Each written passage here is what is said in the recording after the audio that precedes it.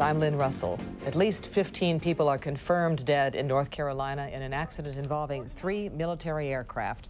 An F-16 fighter collided with a C-130 transport over Pope Air Force Base. The transport landed while the crew of the F-16 ejected, but debris from the fighter went hurtling down the runway and struck a C-141 transport that was loading a group of soldiers. 82 were injured, 62 of whom were hospitalized. All of the casualties are said to be Army paratroopers stationed at nearby Fort Bragg. Associate White House counsel William Kennedy has been reassigned after C-130 landed safely and the 2 people aboard the F-16 safely ejected. But burning debris rained down on the runway, setting a transport plane loading paratroopers on fire. As many as 100 people were injured. Military officials say the pilots of the runaway F-16 had little choice but to eject. All I heard was a big boom. Everything fell from my walls. What'd you think? Well, I thought it was artillery, but I was like, I don't think that was artillery. That was like a huge bomb or something. I don't know. And that's all I heard. And I was babysitting some kids, and they just came running to me. And then we checked outside, and there was a lot of smoke. And I started smelling flame like chemicals and stuff. The 2 planes that collided reportedly had been practicing landings. Today, a House subcommittee became the first in civilian hospitals in Fayetteville and Chapel Hill. A House Ways and Means subcommittee for the weirdest times. In Tijuana, Mexico, ruling party presidential candidate Luis Donaldo Colosio is undergoing emergency surgery at this hour for gunshot wounds to the head and stomach. He was shot after he delivered a campaign speech in a poor section of Tijuana, and a party spokesman says his condition is extremely delicate.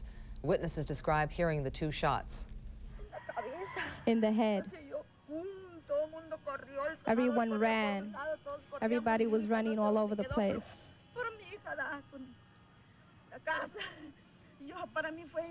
For me, it was unreal. Impressionable. The crowd reportedly turned on one of the suspects and beat him immediately after the shooting. They dragged another suspect into a police station.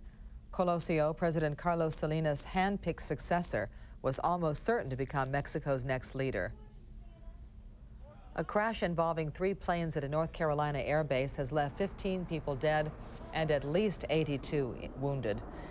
2 aircraft collided midair over Pope Air Force Base near Fayetteville today. One of the planes landed safely, but the other fell to the runway after the 2 pilots bailed out. Flaming debris hurtled onto soldiers boarding a parked transport plane. The standard procedure, you got 2 aircraft here. One, the F-16, that has ejection seats. Once you lose control of the aircraft, the pilots, he had 2 choices. One was to eject like he did, or to ride the aircraft down, and then you'd have 2 more, or 2 fatalities, both of the pilots. So he had no choice but to eject. And he will think about this for a long time, about what happened, and it's something he will wonder a long time exactly what happened. At least 60 of the injured remain hospitalized tonight, most reportedly with injuries from flying debris. The House Ways and Means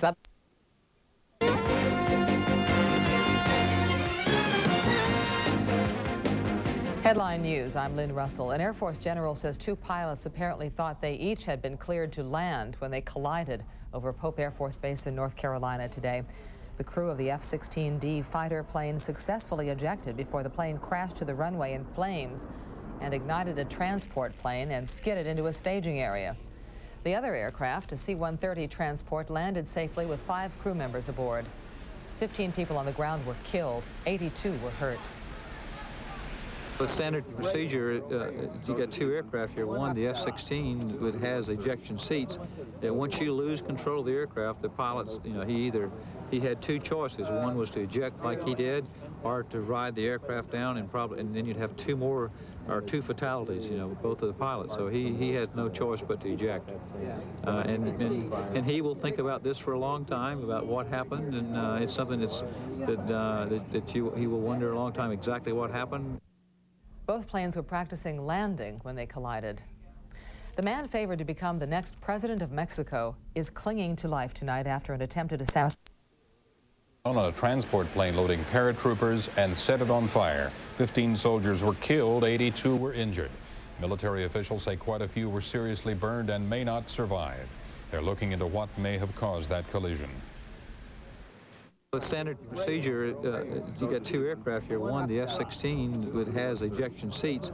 Once you lose control of the aircraft, the pilots, he had two choices. One was to eject like he did, or to ride the aircraft down, and then you'd have two fatalities, both of the pilots. So he had no choice but to eject. And he will think about this for a long time, about what happened, and it's something he will wonder a long time exactly what happened. The planes were practicing landings when they collided. The ups and downs continue at the White House. In addition to Whitewater, a little earlier this morning, Queen Elizabeth officially opened a new jewelry display area in the Tower of London. And in a little while, we will go to London, where the keeper of those crown jewels is waiting to give us a look at what's inside. I wonder if anybody ever said to the Queen, hey, not bad baubles. I don't think you'd say that to the Queen. I don't think so either. Also in this half hour, Miss Teen USA, Charlotte Lopez, a foster child her whole life. Her lifelong dream has finally come true, adoption by a family. And Charlotte Lopez and her adoptive parents will be with us in just a few moments. Spencer Christian continues to enjoy his reward of a vacation. And Steve Poole of ABC affiliate KOMO in Seattle continues to reward us with some milder temperatures and has a look at the forecast. Steve? Thanks, Charlie. Good morning, everybody. Well, we are... Sexuality, the latest research from Masters and Johnson. All that's ahead. But first, let's go to Morton Dean with the latest news developments. Good morning, Mort. Good morning, Nancy, and good morning again, everyone. A burst of gunfire, an assassination, and Mexico is thrown into a political crisis. The man expected to be Mexico's next president, Luis Donaldo Colosio, was shot and killed yesterday. Two men were arrested. There's no word yet on the motive. Mexico has declared a day of national mourning. And we'll have more on this story in just a few minutes here on Good Morning America. The mood is somber this morning at North Carolina's Pope Air Force Base. At least 15 Army paratroopers were killed yesterday in an explosive chain reaction accident. An accident touched off by a collision in midair. We get more on the story from ABC's Al Dale. The tragedy occurred when two planes collided in the air, and one of them crashed to the ground and plowed into a third plane that was parked on the tarmac. It burst into flames. Parts of the F-16 fighter that crashed then spewed fire and debris into a group of soldiers. Lawrence Mayle was one of the lucky ones who received only minor injuries. Once they saw the debris coming towards us, people dropped on the ground or they ran. I fell down right there, and I put my hands over my head, and that's how I got the burns on my hands. Overnight, the death toll was reduced by 1 to 15. Apparently, one victim had been counted twice. More than 100 were injured and 64 were hospitalized. Many of the injured were flown to the Army's renowned burn center in San Antonio, Texas. Today, investigators from both branches of service involved, the Army and the Air Force, will begin trying to figure out why the accident happened. The base commander says it appears to be human error. Obviously, both of them thought they were cleared to the runway, so we'll have to just see what happened there. The paratroopers who died were about to go up in a transport plane for parachute jump training. The airfield where it happened is closed now to all but essential traffic after this air base's worst accident ever. Al Dale, ABC News, Fayetteville, North Carolina. There was a thunderous explosion in northern New Jersey last night. The sky lit up like daylight. Crashed to the ground and slammed into a staging area full of paratroopers. The standard procedure, you got two aircraft here. One, the F-16, has ejection seats. Once you lose control of the aircraft, the pilots, he had two choices. One was to eject like he did, or to ride the aircraft down, and then you'd have two fatalities, both of the pilots. So he had no choice but to eject. And he will think about this for a long time, about what happened, and it's something he will wonder a long time exactly what happened. About 60 soldiers are hospitalized, most with burns and broken bones. The Washington grand jury investigating Whitewater will hear from... In yesterday's accident at Pope Air Force Base in North Carolina, an F-16 fighter jet and a C-130 transport plane collided, brushed each other in midair after both pilots thought they were cleared to land. The big plane, the C-130, landed safely. The F-16 fighter crew was able to bail out. But then the abandoned fighter skidded across a runway and crashed into another transport plane. That plane was about to take paratroopers surrounding it up on a training mission. About 60 soldiers were hospitalized, most with burns and broken bones. Some of the wounded have been airlifted to 2 out-of-state military hospitals, among them a burn unit in Texas. One sergeant whose burned hands were wrapped in huge mitts of white gauze described the scene as mass mayhem. Horrible. A wing commander explained the split-second decision made by the F-16 pilot and the reflection that could last a lifetime. The standard procedure, you got 2 aircraft here. One, the F-16, that has ejection seats. Once you lose control of the aircraft, the pilots, he had 2 choices. One was to eject like he did, or to ride the aircraft down, and then you'd have 2 more, or 2 fatalities, both of the pilots. So he had no choice but to eject. And he will think about this for a long time, about what happened, and it's something that he will wonder a long time exactly what happened. Investigators now plan to examine tapes of the control tower's instructions to the 2 planes that collided, and ordnance experts plan to scour the area for ammunition from the fighter jet's 20-millimeter guns. An update now on the Whitewater probe. Senior White House aide. Obviously there were some shrapnel injuries as well. I understand that you were able to evacuate all 100 patients within an hour after the accident. Very impressive time frame. How did you accomplish that? Well, the response here, we're part of America's Combat Health Support Team, and the Air Force, the Army working together, calling in the local civilian authorities. We got our fleet of medevac helicopters, civilian ambulance, field ambulances, to organize the accident site and get them back into the hospital area very quickly, as you said. And for the burn patients you can't handle, are you sending them to other burn centers in the area? Yes, we transferred several patients up to the Chapel Hill burn unit. We were able to keep the others and called in the Army's burn response team from the Army Burn Center in Brooke Army Medical Center, San Antonio, Texas. They've been with us for the last several hours, and we just put 11 of the most critically burned patients on one of the Air Force medevac planes, and we're flying them at this moment to San Antonio. Colonel Timbo, thanks for joining us this morning. We wish you and your staff and the patients well. Thank you very much. Good luck. Appreciate it. 16 after the hour. Coming up, Miss Teen USA finds a family to call her own when Good Morning America continues. Midair crash at Pope Air Force Base is now at 91, death toll 15. Many of the injured are hospitalized this morning with burn wounds.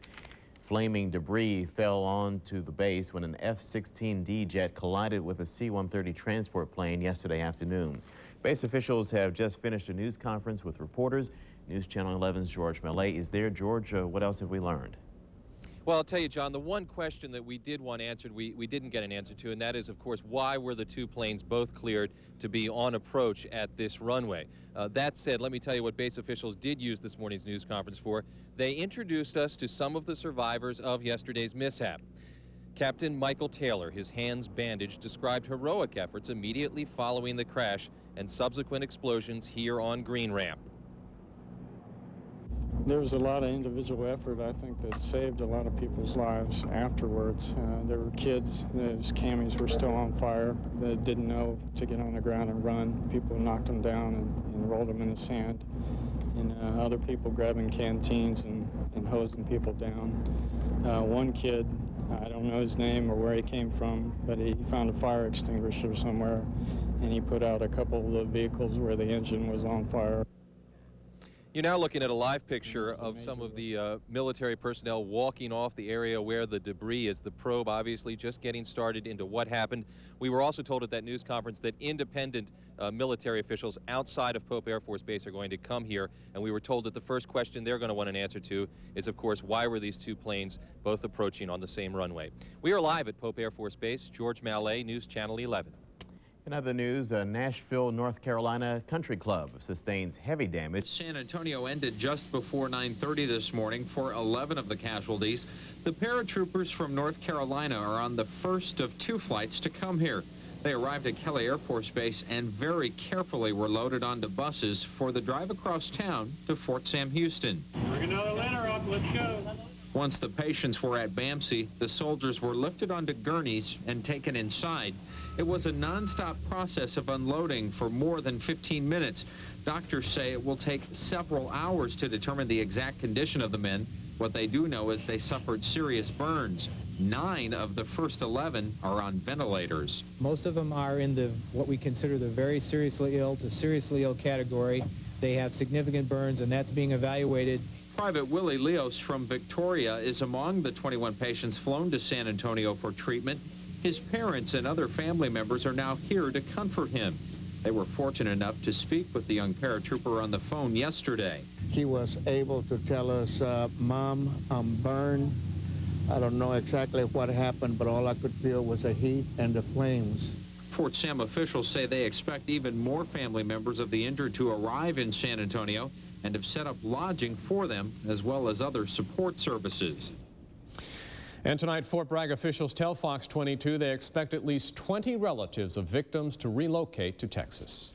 Now, as word went out, family members checked in. Within hours, Fort Bragg logged thousands of calls. And to meet the demand, a 24-hour hotline was set up.